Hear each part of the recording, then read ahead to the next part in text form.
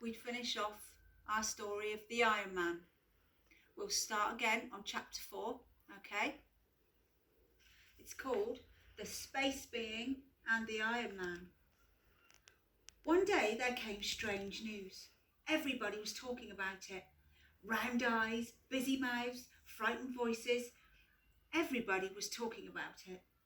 One of the stars of the night sky had begun to change. This star had always been a very tiny star, of no importance at all.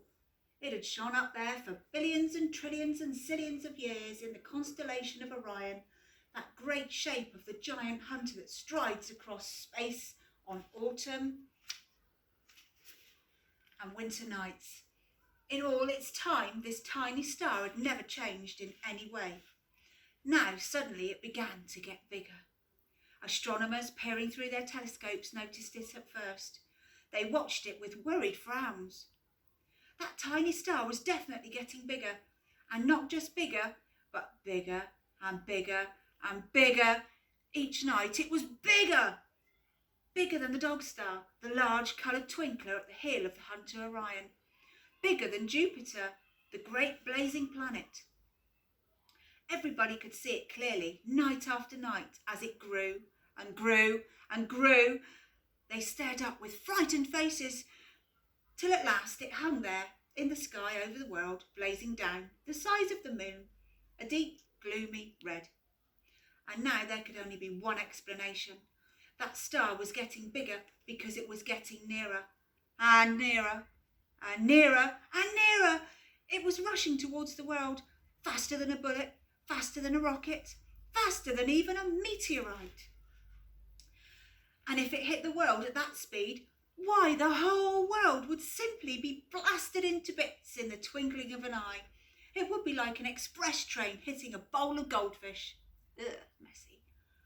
No wonder the people stared up with frightened faces. No wonder the astronomers watched it through their telescopes with worried frowns. But all of a sudden, a strange thing. The star seemed to have stopped. There it hung, a deep and gloomy red, just like the size of the moon. It got no smaller, it got no bigger, and it wasn't coming nearer, but it wasn't going away. Now everybody tried to explain why and how that was. What had happened? What was happening? What was going to happen? And now it was that the next strange thing occurred. The astronomers noticed it first. In the middle of the giant star, a tiny black speck had appeared. On the second night, this speck was seen to be wriggling and much bigger. On the third night, you could see it without a telescope, a struggling black speck in the centre of the giant red, gloomy star. On the fifth night, the astronomers saw that it seemed to be either a bat or a black angel or a flying lizard, a dreadful silhouette flying out of the centre of the giant star, straight towards the earth. What was coming out of the giant star? Each night when the astronomers returned to their telescopes to peer up, this black flying horror was bigger, with slow, gigantic wing beats, with long, slow writhings of its body. It was coming down through space, outlined black against its red star. Within a few more nights, its shape had completely blotted out the red star. The nameless, immense bat angel was flying down at the earth with great black swan-like. It was definitely coming straight at the earth. It took several days to cover the distance. Then, for one awful night, its wings seemed to be filling most of the sky. The moon peered fearfully from low on the skyline, and all the people of Earth stared up, gazing in fear at the huge black movement of wings that filled the night. Next morning, it landed on Australia. Brrrp! The shock of it landing rolled around the earth like an earthquake, spilling teacups in London, jolting pictures off walls in California, cracking statues off their pedestals in Russia. The thing had actually landed, and it was a terrific dragon. Terribly black, terribly scaly, terribly knobbly, terribly horned, terribly hairy, terribly clawed, terribly fanged, with vast, indescribably terrible eyes, each one as big as Switzerland. There it sat, covering the whole of Australia, its tail trailing away over Tasmania into the sea, its foreclaws on the headlands of the Gulf of Carpentaria. Luckily, the mountains and hills popped its belly up like clear of the valleys, and the Australians could still move about in the pitch darkness under this new sky, this low, queer covering of scales. They crowded towards the light that came in along its sides. Of course, whoever had been on the mountain top when the dragon landed had been squashed flat. Nothing could be done about them, and there the horror sat, glaring out over the countries of the world. What had it come for? What was going to happen to the world now this monstrosity had arrived? Everybody waited. The newspapers spoke about nothing else. Aircraft flew near the space bat angel dragon, taking photographs. It lay over Australia, higher than any mountains, higher than the Hindu Kush in Asia, and its head alone was the size of Italy. For a whole day, while the people of the earth trembled and wept and prayed to God to save them, the space bat angel dragon lay resting its chin sunk in the Indian Ocean, the sea coming not quite up to its bottom lip. But the next morning, early, its giant voice came rumbling round the world. The space bat angel dragon was speaking. It wanted to be fed. And what it wanted to eat was living things. People, animals, forests. It didn't care which, so long as the food was alive.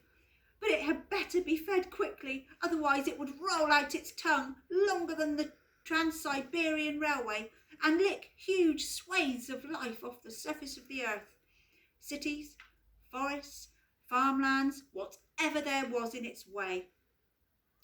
It would leave the world looking like a charred pebble, unless it were fed, and fed quickly.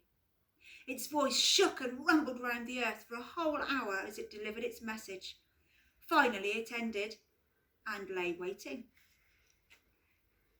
The people of the world got together. If they fed it, how could they ever satisfy it? It would never be full, and every new day it would be hungry as ever. How can you feed a beast the size of Australia? Australia is a vast land. All the countries of Europe would easily fit into Australia. The monster's stomach alone must be the size of Germany. No, they would not feed it. The people of the world decided they would not feed the space bat angel dragon, or whatever it was. They would fight it. They would declare war on it and all get together to blast it off the face of the earth. And so it was that all the peoples of earth declared war on the monster and sent out their armed forces in a grand combined operation. What a terrific attack! Rockets, projectiles of all sorts, missiles, bombs and shells and flamethrowers, everything was tried. The smoke of the explosions drifted out over the Pacific like a black, crawling continent. The noise of the battle shook the world almost as much as the landing of the dragon had done, and for much longer. The noise died down and the smoke cleared, and the people of the world cried in dismay. The dragon was actually smiling. Smiling! Aircraft flying daringly near photographed the vast face smiling, and the picture was in all the papers. It was smiling as if it had been, well, tickled. Now the peoples of the world were worried. They were all great fighters, all spent their spare money on preparing for wars, always making bigger and better weapons, and now they had tried their utmost to blast this thing off the earth. And what was the result? The dragon merely smiled, and not a scratch could be seen anywhere on its body. Human weapons had no effect on it at all. But that wasn't surprising. This creature had come from the depths of space, out of the heart of a star. Nobody knew what it was made of.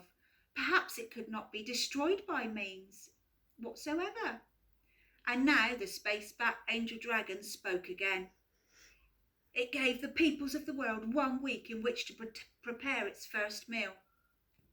They could prepare what they liked, said the dragon, but if the meal was not ready in a week, then he would start on the cities and the towns.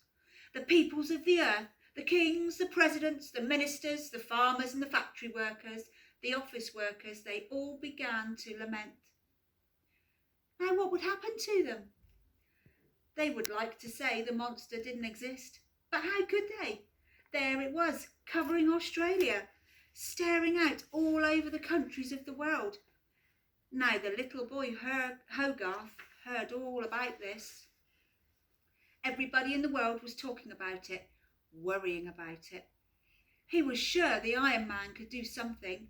Compared to the spacebar angel dragon, the Iron Man wasn't very big, of course. The Iron Man was only the size of a tall tree. Nevertheless, Hogarth had faith in the Iron Man. He visited the Iron Man in his scrapyard and talked to him about the great monster that was threatening the earth. Please, he asked, please, can't you think of some way of getting rid of it? If you can't, then it's the end for us all. The Iron Man chewed thoughtfully at his favourite titbit, a juicy, spicy old gas stove. He shook his head slowly. Please think of something, cried Hogarth. If this space-age angel dragon licks all the life off the earth, that will be the end of your scrap iron. There'll be no people left to make it. The Iron Man became still. He seemed to be thinking. Suddenly his headlamps blazed red, green, blue and white all at once, and he stood up in a great grinding voice. He gave his commands. Hogarth danced for joy. The Iron Man had had the most stupendous idea. The Iron Man would go out at the champion of the earth against this monster from space. I'll read chapter 5 tomorrow.